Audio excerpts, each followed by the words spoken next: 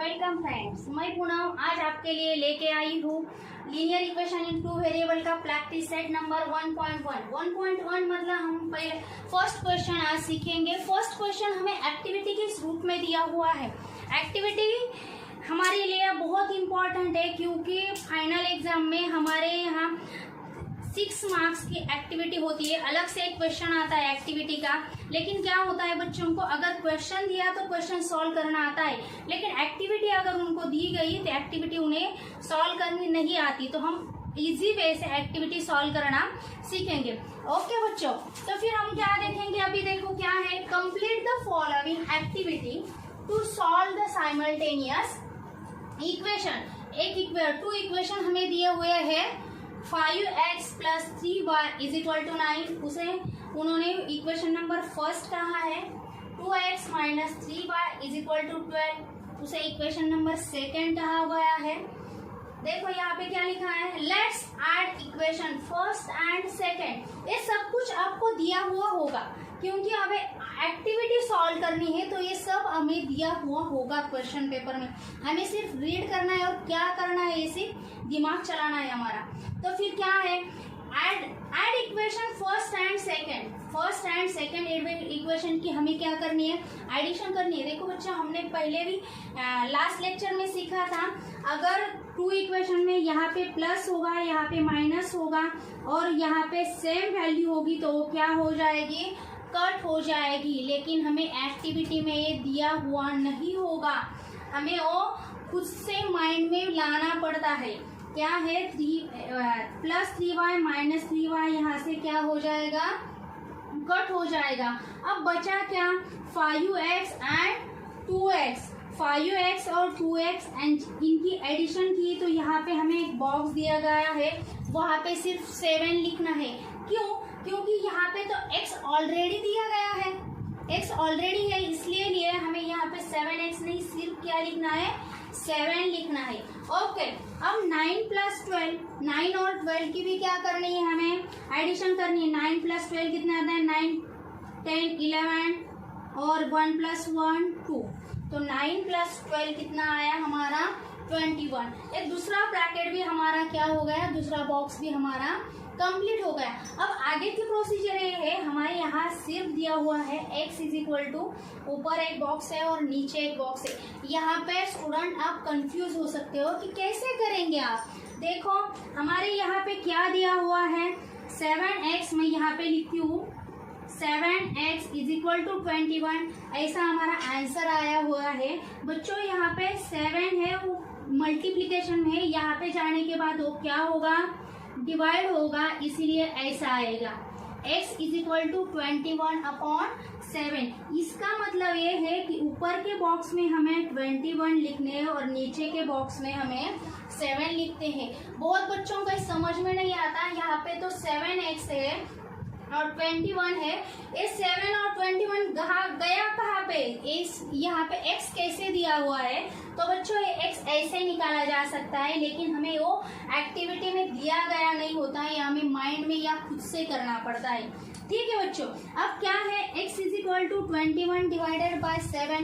तो 7 से 21 को डिवाइड करना है, 7 को 21 से डिवाइड करना हमें आता है, 7 × 3 = 21। ये भी हमारा कंप्लीट हो गया। x = क्या आया, 21 आया।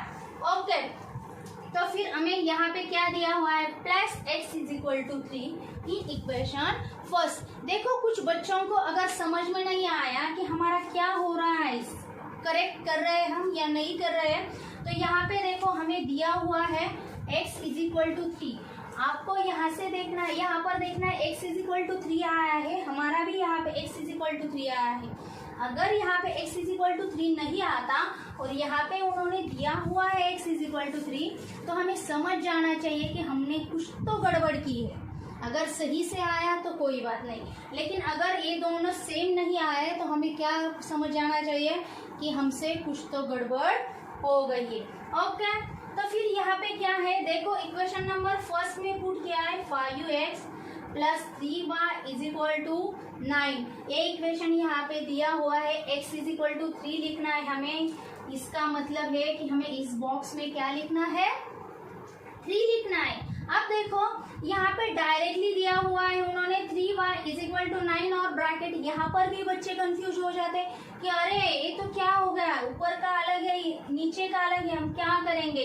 ये देखो बच्चों ऐसा आता है, ये ऐसा हुआ 5 3 15 प्लस 3y = 9। ओके, एक स्टेप उन्होंने यहाँ पे ड्रॉप की है, वो दी नहीं है, हमें खुद से पता लगानी है कि क्या है ये स्टेप। ओके, यहाँ पे क्या आ गया 5 3 15 प्लस 3y = 9। अब 15 यहाँ पे प्लस है, यहाँ पर जाने के बाद क्या हो गए वो माइनस हो गए, तो यहाँ पे क्या बचा 3y = 9 माइनस 15। देखो बच्चों यहाँ पे 3y है, यहाँ पे भी हमारा क्या आ गया 3y आ गया। इसका मतलब ये है कि 3y = 9 माइनस क्या लिखना है हमें 50। क्या लिखना है फिर 50 लिखना है। अब देखो बच्चों यहाँ पे सब इजी वे में होगा, लेकिन ये क्या है हमें कुछ स्टेप्स उन्होंने ड्रॉप करके दी हुए, इसलिए हमें समझ में नहीं आता। अब क्या है 3y = 9 माइनस 15, यहाँ पर भी बच्चे कंफ्यूज हो जाते हैं। 9 माइनस 15 का आंसर क्या है 6 है, लेकिन 15 9 से बड़ा है और 15 को माइनस साइन है, इसलिए आंसर को भी क्या आएगा माइनस साइन आएगा। यहाँ पे आप गलत हो गए, प्लस साइन दिया तो आपका आंसर पूरा गलत हो जाएगा। इस साइन को बहुत इंपॉर्टेंस है, साइन हमेशा याद रखना है। 9 से बड़ा 15 है और 15 को कौन सा साइन है माइनस है, तो आंसर को भी कौन सा साइन आएगा -6 आएगा। ओके, अब क्या है यहाँ पे 3y है, ये 3 यहाँ पे मल्टीप्लाई है, यहाँ पे जाने के बाद क्या हो जाएगा डिवाइड हो जाएगा, तो फिर ऐसे ही -6 जैसे कि तैसे लिखने हैं और यहाँ का 3 हमें यहाँ पर लिखना है। अब देखो ये तो इजी हो गया बहुत, 3 2 6, फिर साइन याद रखना है, साइन क्या है -6 को माइनस है तो आंसर को भी क्या आएगा माइनस साइन आएगा, तो फिर y = क्या मिला हमें -2।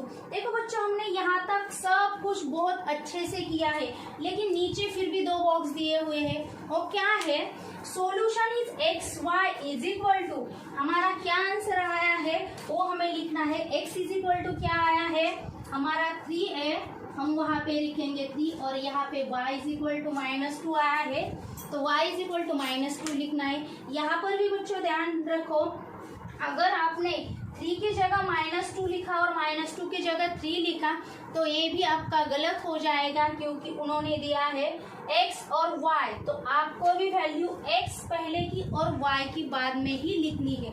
ओके, मुझे आशा है कि आपको ये सब समझ में आया होगा।